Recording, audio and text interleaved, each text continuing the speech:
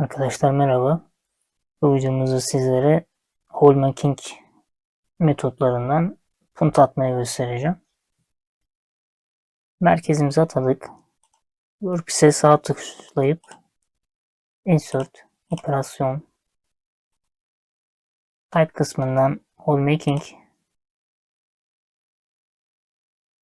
Şu ikisinden de puntamızı atabiliriz arkadaşlar.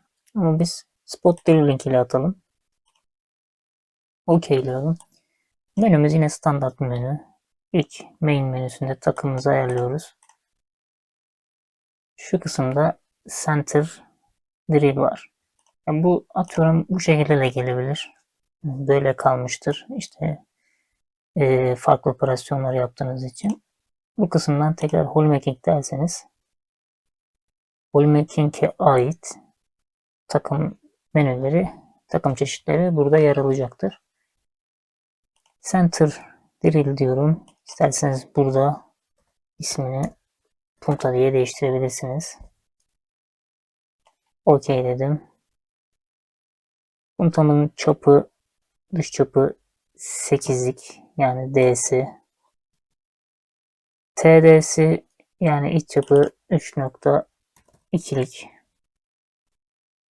Bu ayarları yaptıktan sonra kaç ağız olduğunu söylüyor Flutis.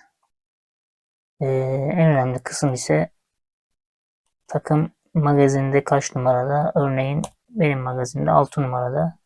Haşımda 6. OK dedim.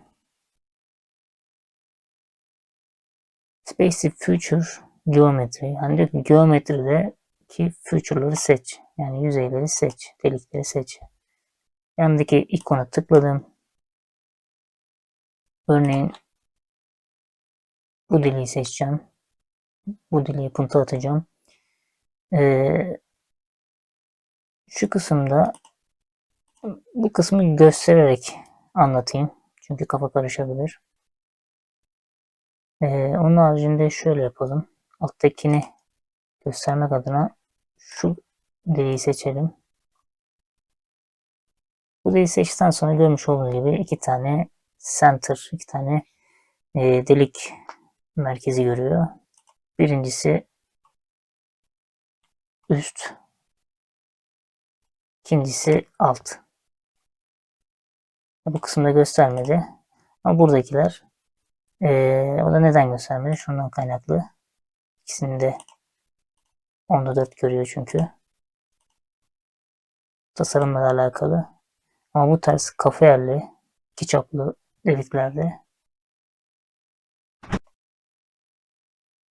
bu kısımdan arkadaşlar derinlik veriyorsunuz.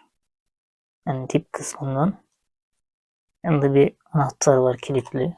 Tıklıyorum. Anahtarı aç diyorum. Örneğin işte 5 milimetre enter. Derinliğimi verdim. OK dedim. Bir hesaplatalım. Görmüş olduğunuz gibi 5 milimetre derinlikte puntamızı attık. Motion output kısmı makine scale demiş. Bu kısmı değiştirmenize gerek yok. 3 eksenlerde ve 5 eksenlerde kullanabilirsiniz. İkisinin arasındaki bağlantıyı tam olarak bilmiyorum fakat kullandığım tezgahta divizör sistemi kullanıyoruz. Makine cycle dediğimiz zaman kafa yandayken binme yapıyor. O zaman ne yapıyorum? Single move istiyorum. Yani sizin de başınıza böyle şeyler denk geliyorsa buradaki modülü single moves diyerekten çözüme ulaşabilirsiniz. En azından ben de bu şekilde. Cycle kısmı drill, e, derinlik yani sonsuz derinlik diyelim. Gagalama yapmıyor. Kaç milimetre verdiyseniz derinliğe, dipe 5 milimetre verdik ya oraya örneğin 20 milimetre yaptınız. 20 milimetre kadar direkt gider. Hiç kalkış yapmaz. Bu şekilde çalışıyor drill. Drill dip derseniz bu da kalkışlı. Yani gagalamalı delik. Ama nasıl gagalamalı? Örneğin 5 milimetre yaptık. 5 deldi, kalktı, 5 daha deldi, 10'a indi, bir daha 5 daha deldi, 15'e indi, öyle o şekil. Ama her kalkışta güvenli noktaya çıkıyor. Yani şu kısma kadar çıkıyor. Yani bu kısmda 3000 metre kadar havaya çıkıyor. Bir ışık derseniz işte burada verdiğiniz değeri, örneğin 2 milimetre verdiniz. Burada göstereyim. Örneğin 2 milimetre verdiniz. 2 milimetre yukarı kalkıp tekrar derinlik iniyor. Bunu eklemede göstereceğim. Onun haricinde little tap dediğimiz zaman yani bu kısımlar tap nedir? Makine kılavuzu. Bunların metotları için kullanılıyor. Bor direkt dediği kısımlarda bara M9 konumlandırmalı sistem, drill bor, no direct dediğiniz zaman yani bara yukarıdan aşağı drill bir şekilde iniyor. Yani sonsuz delik gibi iniyor. Çıkacağı zaman terse dönüyor, öyle çıkıyor. Bara kullanımı bu şekilde. Drill diyelim.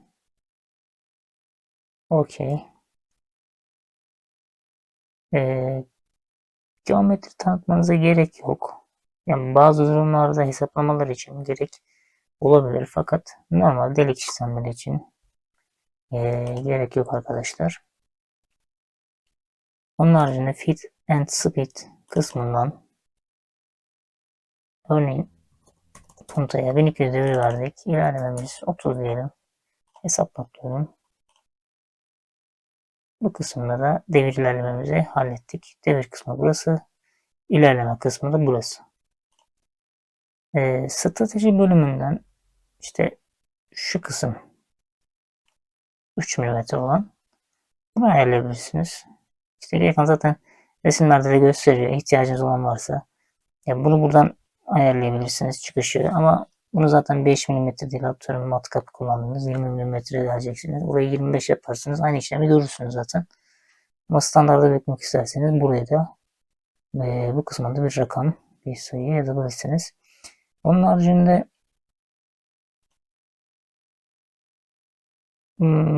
Smounting geçişler, bunu da göstereceğim. Bunu da şuradan göstereyim. Okeyleyelim bunu şeyi. Direkt programımızı kopyalayalım. Bu kısımda bir farklı bir parçamız var. Buraya yapıştıralım. Main menüsüne geldim. Tekrardan böyle bir geçiş göstereceğim arkadaşlar. Böyle farklı noktalarda parçalarımız, deliklerimiz var. Yine aynı program, hiçbir şeyini değiştirmiyorum. Hesaplatıyorum. Geçişleri görmüş olduğunuz gibi şu şekilde daha arka planı siyah yapalım. Şöyle. Bu şekilde bir geçişimiz var. Peki size tatlı bir geçiş nasıl yapılır onu göstereyim. Transfer Rapid kısmı. Bu kısımda geçişlerimiz var arkadaşlar. İşte Automatic Plane. İşte örneğin buraya 100 mm yazdınız. Ve bu şekilde 100 mm dışarı çıktı. Lakin aynı eksende olmadığı için o 100 mm'yi burada göremiyoruz. Bu tarz işleriniz için burada işte silindir diyelim. Silindir. Silindir şeklinde örneğin radyüsümüz 100 diyelim. Burada yapacak mı? Yapmadı. Çünkü vektör belirlemedik.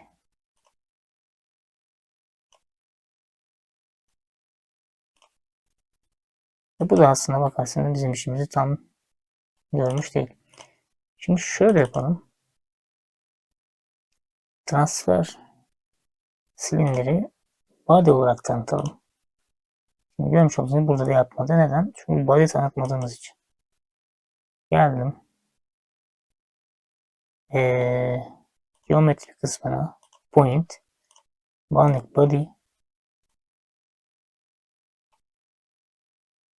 Yani isterseniz kare kütük olarak da yapabilirsiniz. Silindir olarak da yapabilirsiniz. Fark etmiyor.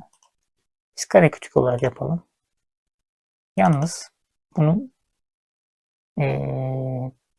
komuta programının bağlı olduğu bu WordPress'e tanıtmanız gerekiyor. Yani programın tanıması lazım. Geldin, hesaplat dedim direkt.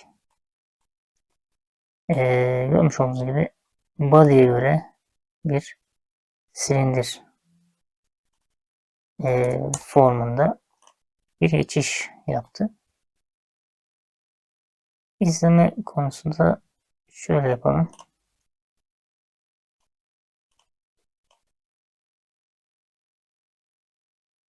Çok hızlı bir geçiş olduğu için bir kez daha bakalım.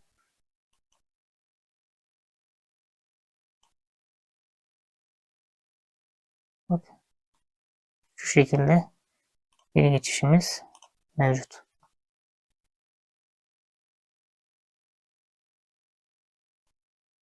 Onun haricinde programımızı tekrardan kopyalayalım. Model kısmına model 3 nolu parçamızda farklı bir şey göstereceğim. Bu transfer bölümünü de kullanıcı odaklı yapalım. Şimdi böyle çoklu delikli bir plakamız var. Ben bunu tek tek seçmek istemiyorum. Nasıl yapacağız? Şu şekilde kare içerisine alıp seçim yapabiliyoruz arkadaşlar. Seçimimi yaptım. Ve dedim ki 1 numara ile 30 numarayı shift'e basılı tutaraktan seçiyorum. Kilidimi açtım. 5 mm derledim. Enter. OK'ledim. Hesaplat dedim. Görmüş olduğunuz gibi birazcık karışık bir geçişi var. Ne yapıyorum? Tekrardan main menüsünden future yani seçtiğim bölüme tekrar geliyorum. Şurada listeyi revize et diyelim. Yani tekrar okeyledim. Daha gözü hoş, daha optimizeli bir geçiş yolu yapıyor. Burada birkaç seçeneğimiz daha var. Bu şekilde yaparsanız görmüş olduğunuz gibi numaralandırıyor. Bu şekilde yaparsanız yani X yönünde değil Y yönünde dersiniz. Zik değil zikzak dersiniz. İşte hesaplattıysanız bakın bu şekilde bir geçişimiz oluyor.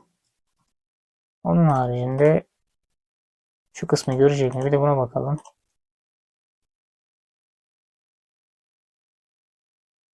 Silindir demiş bir.